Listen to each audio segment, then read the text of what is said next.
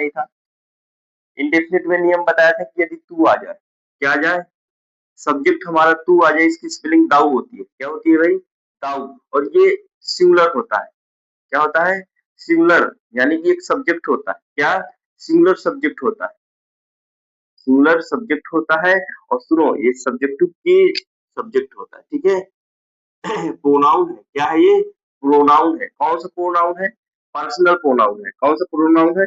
Personal pronoun. इसकी सारी बातें मैंने बता दी थी। टू, हिंदी में टू से बोलते हैं, ये पर्सनल प्रोनाउन है।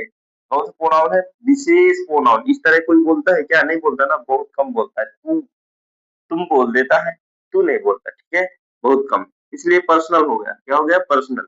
ये सिंगुलर होता है और इसके साथ हमेशा सिंगुलर सब्जेक्ट वर्ब लगती है। सिंगुलर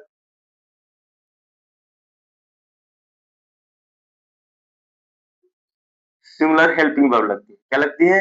सिंगुलर हेल्पिंग वर्ब भी इसी के साथ लगती है। अब सुनो, हमें पता है कि ये टू हम यदि प्रेजेंट इंडेफिनिट में यूज करते थे तो क्या करते थे? यस इज का प्रयोग होता था, सही। और यदि डू डज में प्रयोग होता था तो डज को कहीं बदल देता था, डोस्ट में बदल देता था। क्योंकि डू डू को क्यों नहीं बदलता था? क्योंकि डू बहुवचन वाला है, उससे कोई लेना देना नहीं। डज एक वचन यानी कि सिंगुलर वाला है, तो इसको डोस्ट में बदल देता था। यही नियम था इसका टू वाला, प्रेजेंट इंडेफिनिट पर। लेकिन फ्यूचर इंडेफिनिट में कुछ ऐसे पढ़े हैं कि टू टू आ जाए सब्जेक्ट, और सब्जेक्ट के अनुसार अगर सैल लगना हो, क्या लगना हो? सैल, तो उसको कहीं बदल देते थे, साल्ट में। कहे में? साल्ट में बदल देते। और बिल लगना होगा यदि, तो क्या लगेगा? बिल्ड। तो आप ये बताओ, ये टू के साथ सैल तो लगेगा नहीं, क्यों? क्योंकि ये पे हमारा क्या है? ये आई और बी नहीं है, आई बी के साथ सैल लगता है।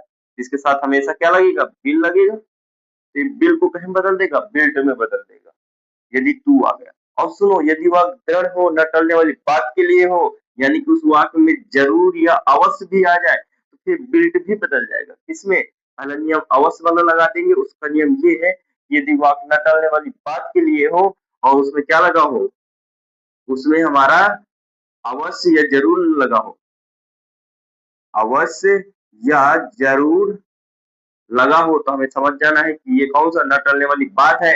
तो अवश्य जरूर वाला नियम एक मैंने लिखाया है जब वो टेंस पढ़ा रहा था। कौन सा? Future indefinite tense. उसमें क्या है? सेल को बिल कर देते हैं। क्या कर देते हैं? सेल को बिल कर देते हैं और बिल को सेल कर देते हैं। बिल को सेल कर देते हैं। ध्यान से देखना, इसके साथ हमें पता है कि बिल ही लगेगा, और अवश्य आ जाएगा तो बिल कहीं बदल जाएगा,